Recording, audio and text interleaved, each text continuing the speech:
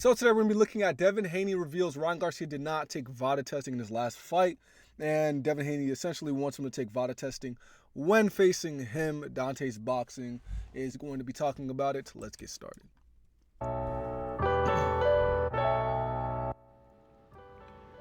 Dante's Boxing Nation, what's going on, guys? So it's just been reported that Devin Haney has demanded 8 weeks of stringent VADA testing when it comes to his fight against Ryan Garcia on April 20th. And Devin and Snack's Victor Conti, they're putting a lot of pressure on Ryan Garcia to hurry up and fill out the VADA forms and start testing immediately. Victor Conti, he was the one that put out the tweet saying props to real Devin Haney for demanding 8 weeks of stringent VADA testing for the upcoming bout against Ryan Garcia. And then Victor Conti, he reveals some interesting information. He says, in my opinion, transparency is important. Boxing deserves to know that Ryan Garcia did not do any training camp drug testing for his last fight. Well, guys, Ryan Garcia, he got away with not drug testing in his last fight. He won't get away with it this time. Devin Now, Haney. I'm going to say this. Do I believe Ryan Garcia, was off something his last fight? No. I'm going to be real. I know he's kind of insinuating that, but I don't think Ryan Garcia was off any type of illegal substances in his last fight. It doesn't take me as a guy who would take, any performance-enhancing drugs or anything like that to enhance his skills in the ring, even though he's insinuating it. But I do think Devin Haney, one thing I really like about Devin Haney is he's kind of like a no BS type of guy. Like, let's just see who's better in the ring. Simple, clean cut. And a lot of you guys are going to say, oh my gosh, Devin Haney, you like Devin Haney so much. Yes. Am I biased towards Devin Haney? There's going to be maybe some bias leaking in there, yes. Even though I do try to be as fair as possible. But yeah, I'm not no reporter. I'm not an analyst. You guys could go watch them. Go watch analysts and go watch reporters. But what you guys could watch,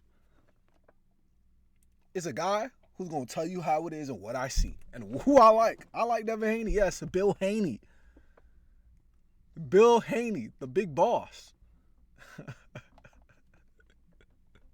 He was trying to get the Rolly Romero fight because he knew that would be a much easier fight. But once Ryan Garcia turned down the Jojo Diaz fight, that left Jojo with no other options but to fight the WBC champion Devin Haney.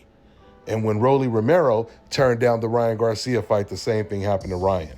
He had no other options but to fight the WBC champion Devin Haney. So the obvious question is, if Ryan Garcia didn't even do random style drug testing in his last fight, how come he's prolonging the drug testing for this upcoming fight? Guys, people always say at this level there should always be drug testing. That's not true. In any professional boxing match, drug testing should always be implemented. I'm talking about real, random style Olympic drug testing. It shouldn't matter what your status is. It shouldn't matter if you're a nobody or you're the biggest star in the sport of boxing. No professional boxer deserves to get punched in the face by someone who's on PEDs, performance-enhancing drugs. I mean, with all the money that boxing makes, they could easily pay for universal drug testing. It's crazy because Floyd Mayweather is the one that pretty much pioneered random drug testing in the sport of boxing back in 2008 when he was negotiating a fight with Manny Pacquiao. And Manny Pacquiao surprisingly turned down a 50-50 deal, 50-50 split, because he refused to do random style drug testing. Now Olympic style random drug testing is pretty common, at least when it comes to the big fights. We know that Ryan Garcia used to train with Canelo Alvarez, and Canelo Alvarez's whole gym, at least the majority of the big names at his gym, they were all cheaters, including Canelo. Canelo Alvarez. I'm not gonna lie, this is crazy. This is crazy. You put the juice poster. One thing about this channel, I ain't gonna lie, Dante's Boxing does not like Canelo, man. He really does not like Canelo. I'm not like a big hater of Canelo. Do I think he cherry picks a little bit? Yeah, I do. I'm gonna be honest. But at the same time, he earned that right, beating big guys. It all started, I believe, beating Kovalev and then kind of just been on a roll since then. Do I think he ducks certain people? Yeah, but kind of positions himself in a way to, like, if you're not a boxing, like, true pure, like if you're not paying attention to boxing super, you're not going to really notice, I'll be honest. So it's just kind of like, okay, yeah, he cherry picks, but whatever, right? I do know he did. I know these two guys. Valdez and I don't know why I can't remember their names for some odd reason. Bro, he literally beat what's his name, Anthony Joshua. I don't know why I can't remember his name, but regardless, this is a crazy poster. This is a crazy poster. Dante's boxing definitely does not like Canelo Alvarez, and honestly, any Hispanic fighter, he kind of has shots to fire. Me personally, I'm not gonna do that. Granted, do I like Devin Haney 100%? Yeah, I do. He's my favorite boxer currently to date. Do I think he'll beat all the guys from the Four Kings and all this other, Ryan Garcia? Yes, I do. The only guy I think that could give him real comp is Shakur Stevenson and Gervonta Davis. I would say Teofimo, but Teofimo's clearly just head out the game and he talks crazy. And Gervonta Davis, I just think Devin's the most disciplined out of all of them, and whenever he gets in the ring, his skills just show through and through.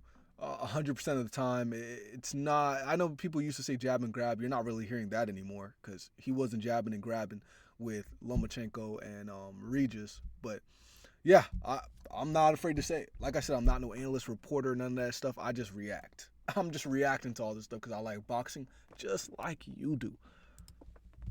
Oscar Valdez, Julio Cesar Martinez, and Luis Neri, they all tested positive for performance-enhancing drugs, and Ryan Garcia was training alongside of them. And this is the reason why Devin Haney is highly suspicious of Ryan Garcia. Man, but you notice up, when it comes to Devin Haney, he's not using the suspicion as an excuse to not fight Ryan Garcia. The message that Devin Haney is sending to Ryan Garcia and other fighters is clear. Whatever you were doing in your previous fights, you ain't gonna be doing it in this one. That's all I got for now, guys. That's what I really like. All right, that's pretty much the report. But that's what I really like about Devin Haney, bro. It's no BS, bro. No games, no tricks, no nothing. Oh, you want to fight? Let's fight. Let's do it fair. Simple. No rehydration clause. No. Yo, we're not gonna do VADA testing. It's just let's get straight to it, man. Let's put on the gloves. Let's fight. See who's the best man. That's it. That's why I really like Devin Haney. Also, his skill, his technique, and discipline, shows in and out the ring. But man, overall,